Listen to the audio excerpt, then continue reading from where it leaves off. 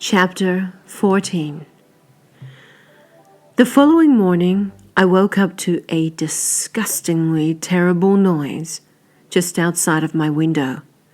Or at least it sounded like that. I drearily twisted myself up in bed and with my sleepy eyes, glanced out over the manicured garden beds. Marcos! My tired eyes widened, glimpsing Marcos running toward a black helicopter about 100 yards away.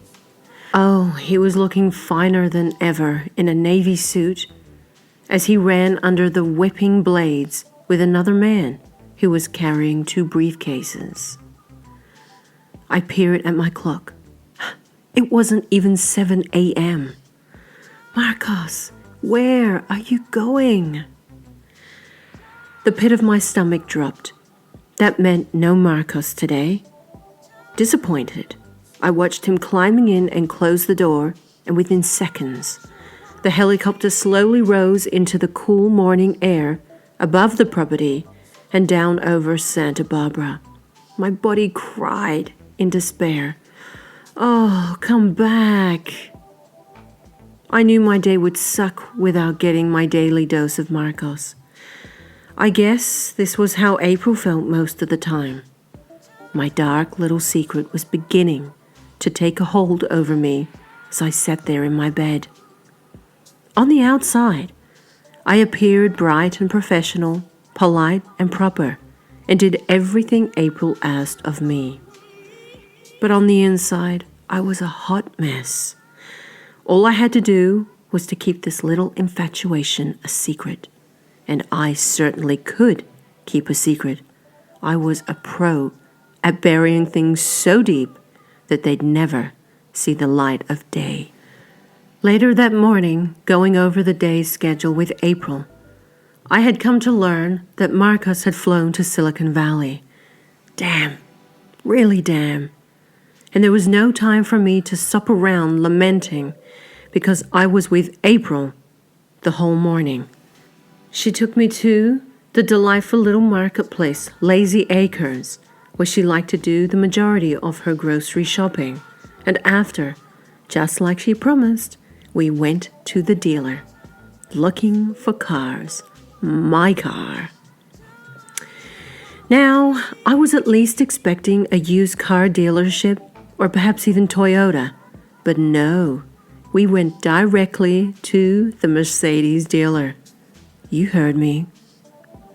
We strolled around that dealership, admiring those sleek new cars, but most of the time, I just listened to April yap on her phone to her girlfriend. I also watched a young blonde salesman keeping a polite distance, carefully formulating when he was going to poach us. April quickly glanced down at her phone. "I'll call you back," she muttered hurriedly. "Marcos is calling." She quickly pressed another button and answered him, turning away from me. Meanwhile, that salesman saw his opportunity to move in for the kill and made a beeline straight for me. "So, are you seeing anything you like today, ma'am?" "Well, I had my eye on that black wagon-looking car." I pointed in the distance. "Oh, haha," chuckled the cheery salesman. "Oh, you mean the G-Class?" "That's the one," I nodded. "G-Class." I saw dollar signs flashing in the young man's eyes. "Your lucky day, homeboy." He then proceeded to give me a whole overview of the car. I would have been happier to hear fingernails down a blackboard. Dude, I am a woman. I just wanted to work. I'll just wait for April, I smiled. She shouldn't be too much longer. Both of us watched April talking at length with Marcos. Finally, she closed the phone, popping it into her black Birkin, and came over to us. "So, how's things going over here?" she asked politely, giving me a warm smile. "Well, the salesman looked at me, searching for my name. "Bonnie," I gave him a crude smirk. "Great sales guy you are, moron." "Bonnie says she likes the G-Class, Mrs. Almeida." The G-Class, cried April, laughing. Bonnie, honey, you have a sharp eye for taste. I immediately felt embarrassed. I guess it was expensive. Is this drive away? April asked. Drive away, Mrs. Almeida. Do you like this one then, Bonnie? April questioned, glancing at me with her massive Prada shades. Well, it can be any one of them, really. He just asked me which one I liked, I said sheepishly. And really, I don't mind a used car also. Bonnie, stop being a prude. April tilted her head to the side, reading the guy's name tag. Let's go inside and do some paperwork, Charles. A hurricane couldn't wipe this guy's smile away. Right this way, Mrs. Almeida. Stay here, April whispered close to my ear. I'll be back soon. Standing around the dealership watching life leisurely pass me by, I suddenly felt withdrawn. Those dark, redolent eyes began to slither into my mind once again. Dinner table, candle flames, soft lips. I closed my eyes, feeling shivers ripple down to my toes. Time escaped me again. Bonnie! April shouted from a distance. My body was tersely sucked back onto that asphalt of that dealership. Turn, honey, she cried. I sharply turned around just in time to catch a set of car keys she had thrown in the air. Smiling, she pointed to the G-Class, giving me a thumbs up. Are you fucking serious, lady? The G-Class? April nodded, looking proud as punch. The G-Class, honey. Oh, April, I stammered, covering my gaping mouth with my hands. I don't know what to say. It was true. Words had failed me.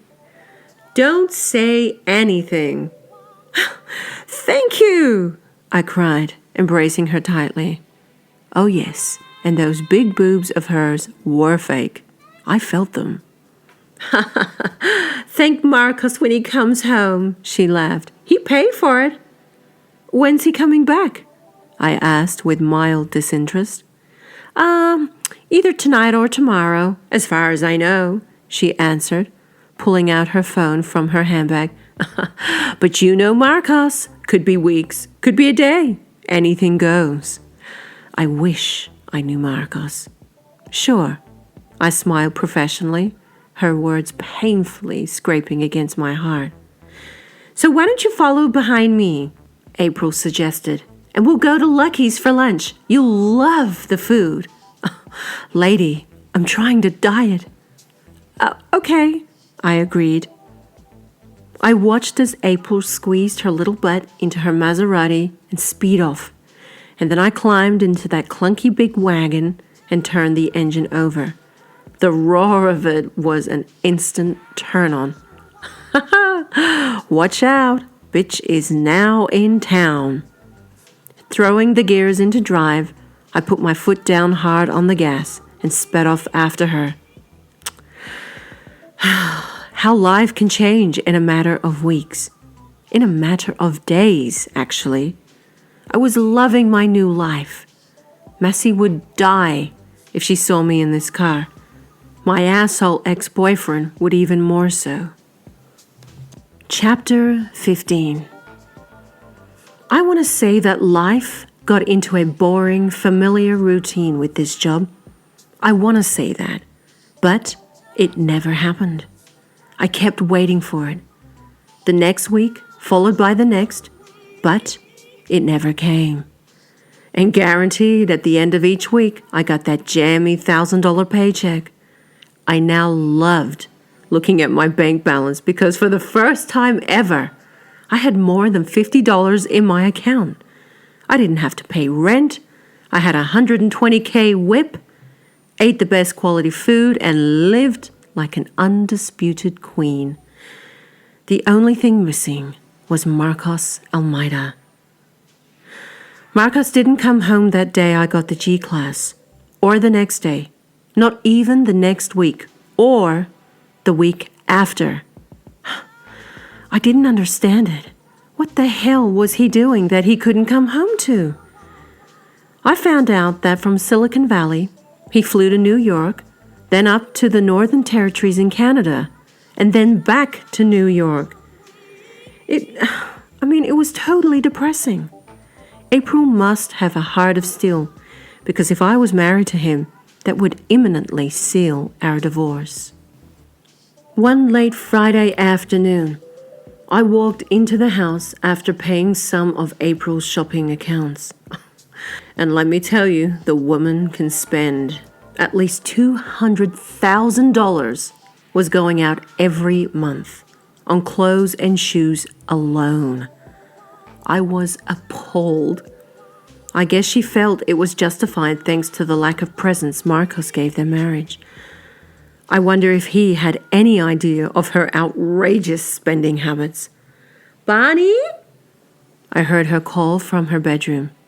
"Yes, April. Come upstairs, honey." I gave Lydia a little wave as she wiped down the kitchen counter, and I dashed upstairs, greeted by a half-naked April desperately trying to squeeze into a diminutive frock. "Oh, can you please help me, Bonnie?" She fumbled for the zip, pressing the frock against her chest to avoid giving me an eyeful of those big puppies of hers. "It's a really beautiful dress," I said, taking it and clasping up the back.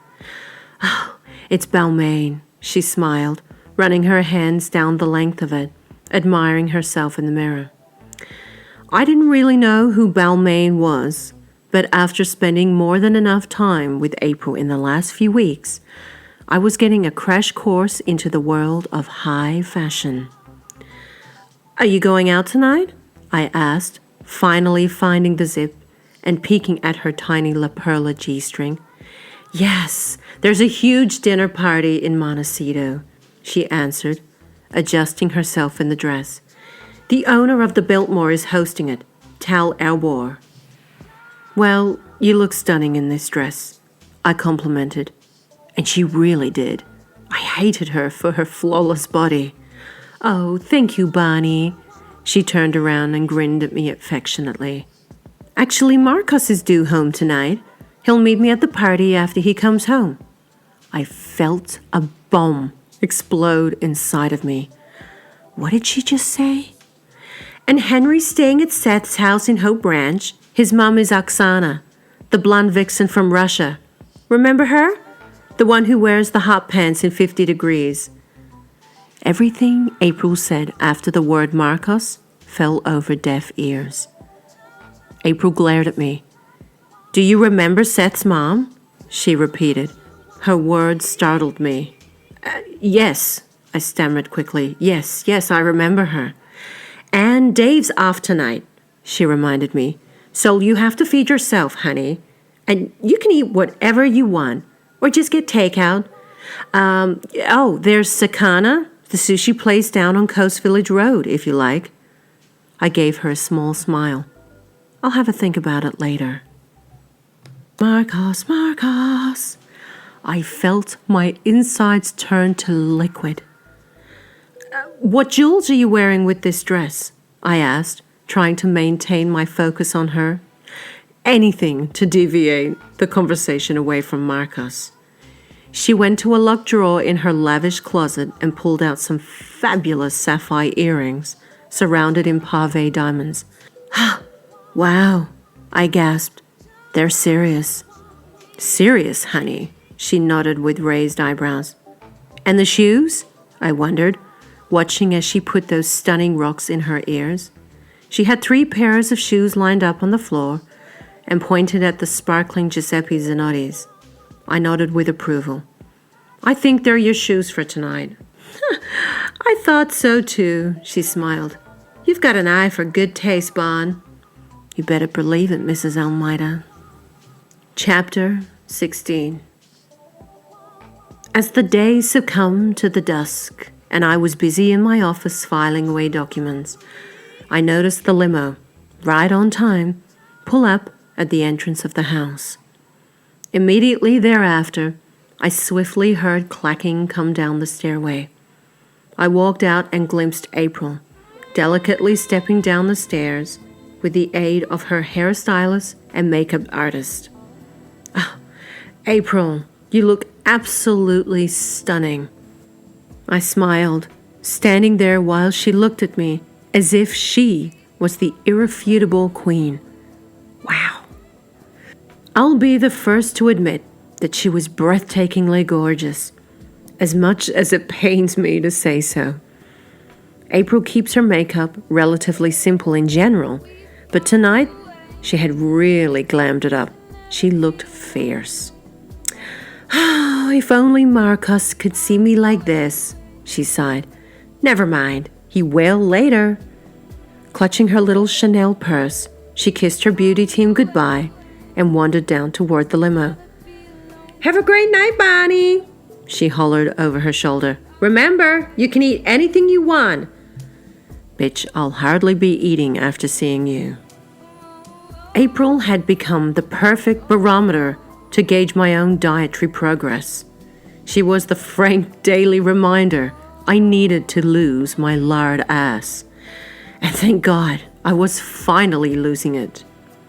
I had managed to lose 10 pounds in about a month of eating almost nothing but fruit, and it worked. I even managed to buy some swanky new clothes. Move overseas, Pretaporta.com was my new jaunt, thanks to April. Exhausted after a long week, I walked out of that house and down through the garden to my sanctuary, plagued by thoughts of what time Marcus would arrive home. I never made the mistake of asking any questions about him, so I never got any answers, at least not from April. Lydia became my eyes and ears. Shutting the door quietly, I slumped myself onto the bed and pulled off my flats with my toes. My eyes grew heavy. The constant early mornings of dropping Henry off at school were catching up with me, and I quickly fell into a deep, much-needed sleep. And I don't know how long for, but suddenly there was a loud knock at my door. Stirring, I drowsily peered through the soft ceiling light as my poor eyes adjusted. Silence. Another knock at the door, but this time a soft, gentle one. To my horror, I swiftly glimpsed those beautiful, dark eyes within the glass of the door, watching me through the black of night. Holy fuck. Marcus Almeida was at my door. I shot up off the bed like a bullet, and through my hopeless desperation, tried to quickly adjust my blouse and tidy my unruly hair. What the hell is he doing here? Am I dreaming? How long has he been standing there? What the fuck? What the fuck? Marcus had never once come to my quarters. Ever. What was the meaning of all this? I quietly opened the door and a fresh gust of air clambered inside. Hi, Bonnie, he spoke quietly, getting a thorough kick out of seeing me so disheveled. The sound of his warm, husky voice had my heart pounding painfully against my anxious chest. I attempted to look as composed as possible. Hi, Marcus. Sorry, I've been sleeping. I glanced down at my feet, rubbing my embarrassed face.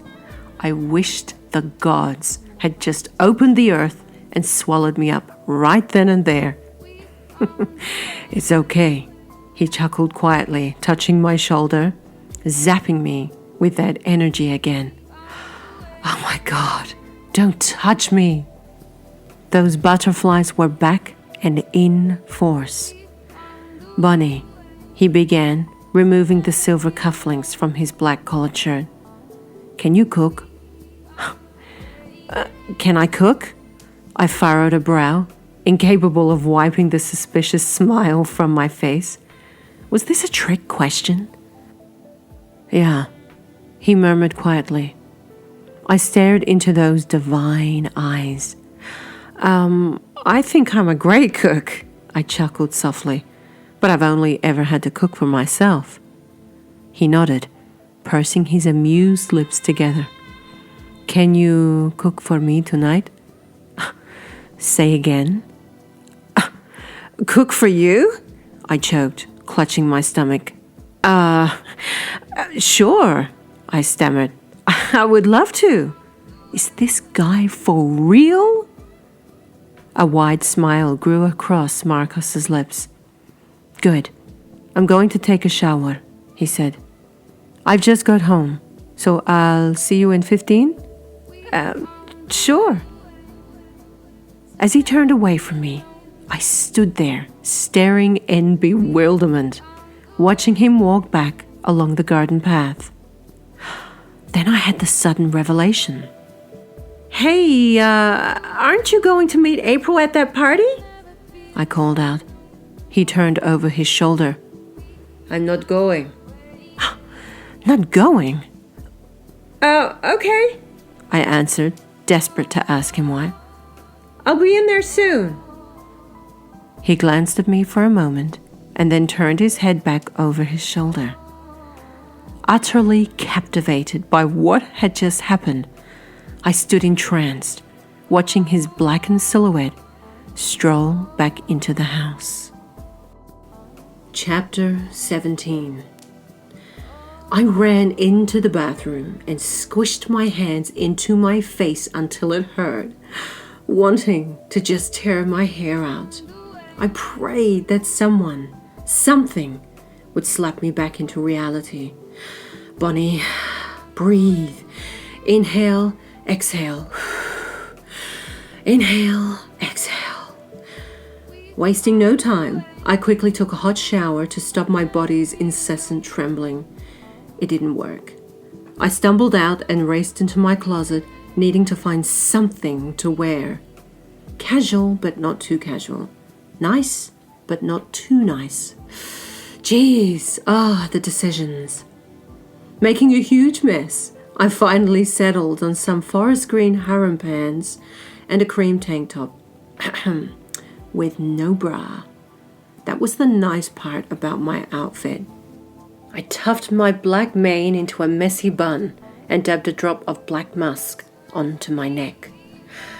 Time to get primal with Marcos Almeida. Closing the door, I sighed deeply. Here we go, Bunny. I was nervous as hell, crawling up the garden path. I peered up at the house, bathing in soft light. Me and Marcos alone in the house. It was almost too much to bear. I quietly opened the side door and tiptoed inside.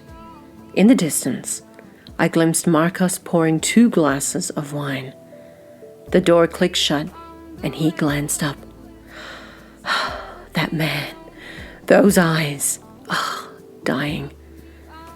Hello, Bonnet. He grinned, putting the wine bottle down. He did not just call me that.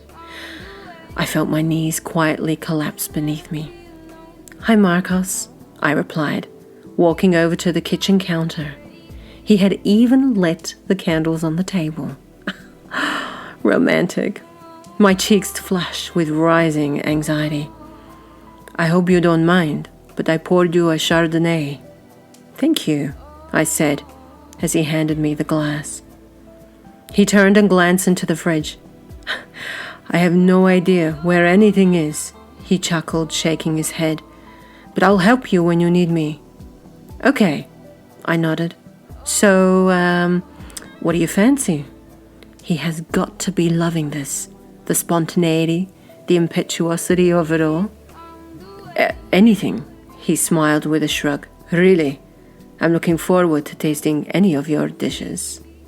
My mind sprung into a million nasty thoughts.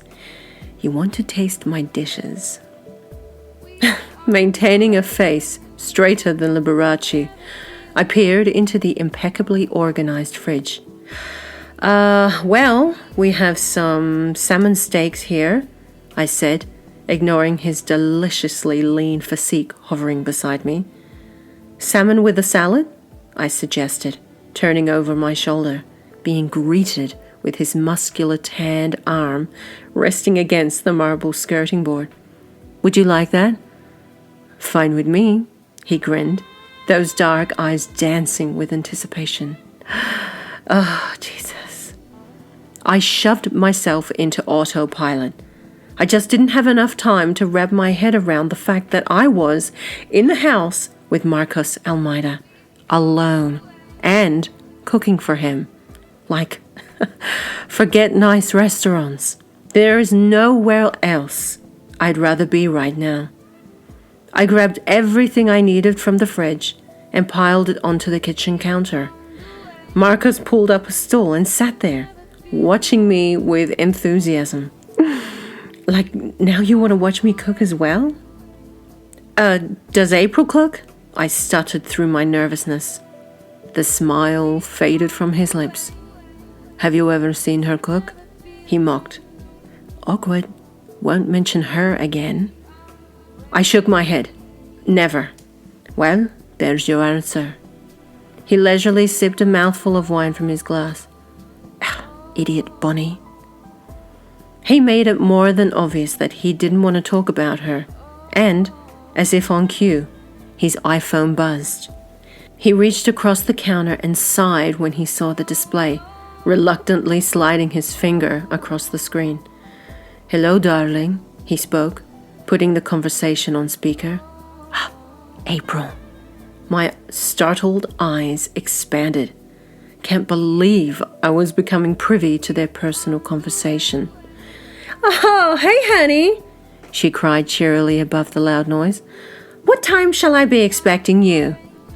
Silence. I'm not coming, Marcus answered flatly. I've got a headache. It's been a long day. The mood of their conversation quickly changed. Oh, she answered, her voice filled with disappointment. Are you okay? I'm fine, Marcus reassured, just exhausted. In his defense, Marcus did look dog-tired. Well, there's not much food in the fridge, April advised. I'm not hungry, Marcus said, his eyes falling over me. I think I'll just take a shower and go to bed. Liar! I couldn't believe what I was hearing. I was fascinated and yet equally appalled. Marcos Almeida was a badass, and I loved it. Well, okay then, April said tartly.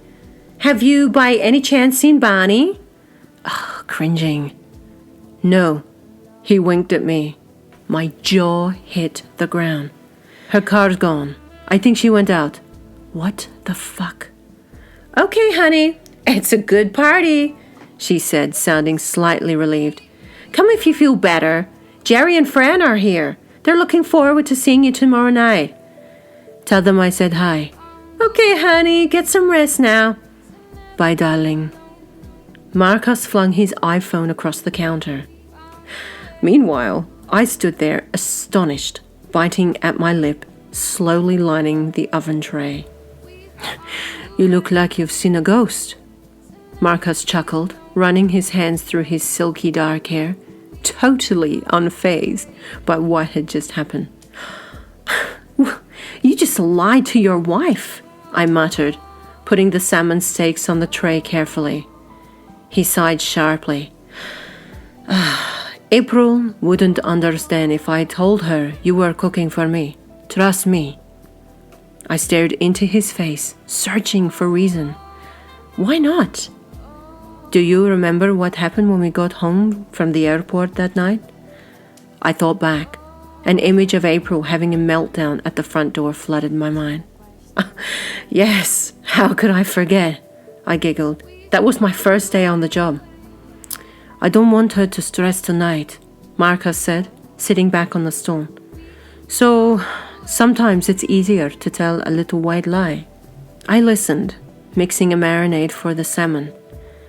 You may not understand it now, but it has nothing to do with dishonesty, Marcus further explained, twisting the stem of his wine glass between his fingers. It's being thoughtful, and of course, I don't do it with everyone. He leaned forward, giving me a disarming glance. One must learn to observe a person's mannerisms. Like their body language? I suggested wryly. Yes, he said quietly. Precisely. Wonder if you can read my body language, Marcus Almeida. And I'd like to think I've become a master at reading body language. I've had a lot of practice over the years. His voice was like chocolate melting through my ears. Oh, you can read everyone? I challenged him, turning to put the marinated fish in the oven. In a deafening silence, I immediately felt those eyes fall over the back of my body. Those dark, haunting eyes running carefully down the line of my spine and down between my tailbone. I closed my eyes, feeling my body shudder, and I instantly regretted asking him. And to my horror, I noticed my now fully erect nipples pricking through my tank top. Oh, how I wished I wore a bra. I swallowed hard, turning to face him, and I was met with those dark eyes glaring at me unapologetically, painfully stinging my soul. My observations haven't let me down yet, Bonnet, he murmured quietly. Jesus Christ.